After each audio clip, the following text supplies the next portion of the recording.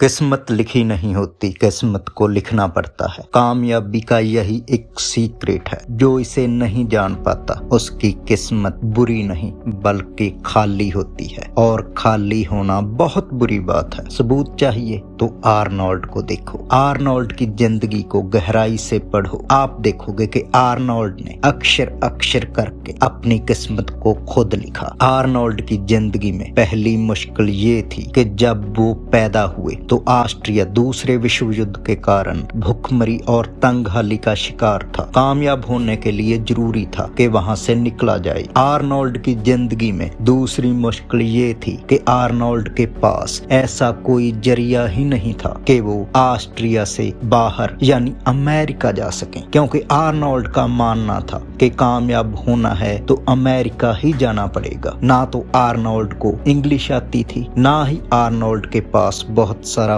पैसा था, और ना ही कोई जान पहचान वाला था कि जिसकी मदद से वो अमेरिका जा सके। तो उनको बॉडी बिल्डिंग इकलौता रास्ता दिखता था जो उनको अमेरिका पहुंचा सकता था। आर्नोल्ड की जिंदगी में तीसरी मुश्किल ये थी कि आर्नोल्ड के पिता बॉडी बिल्डिंग के सख्त खिलाफ थे। आर्नोल्ड के पिता कहते थे कि सारा साल जिम में टाइम बर्बाद करो और फिर नंगे होकर स्टेज पर खड़े हो जाओ, ये भी भला कोई खेल है? तुम बॉक्सरों की बॉडी को देखो, उनकी बॉडी कितनी मजबूत होती है, और ये बॉडी उन्होंने जिम में लोहे के साथ टाइम बर्बाद करके हासिल नहीं की, बल्कि कुल्हाड़ी से लकड़ियां काटकर और काम करते हुए भारी वजन उठाकर हासिल की है। आर्नोल्ड ने एक मैगजीन से बॉडी बिल्डरों की बहुत सारी फोटो काटकर अपने कमरे में लगा ली। जब उनकी माता ने इन तस्वीरों को देखा तो वो सदमे में चली गई और आर्नोल्ड को लेकर डॉक्टर के पास गई और बोली, डॉक्टर साहब, मेरा बेटा मानसिक तौर पर थोड़ा बीमार है। मुझे लगता है कि ये गे है, क्योंकि इसने अपने कमरे की दीवारें नंगे आदमियों की तस्वीरों से भर रखी हैं। तो दोस्तों, अगर आप अब भी मानते हो कि आपकी किस्मत बुरी है तो अफसोस, आपकी किस्मत सचमुच बुरी है, लेकिन ये खुदा ने नहीं, आपने खुद लिखी है। इसे दोबारा लिखो। हाँ, आप दोबारा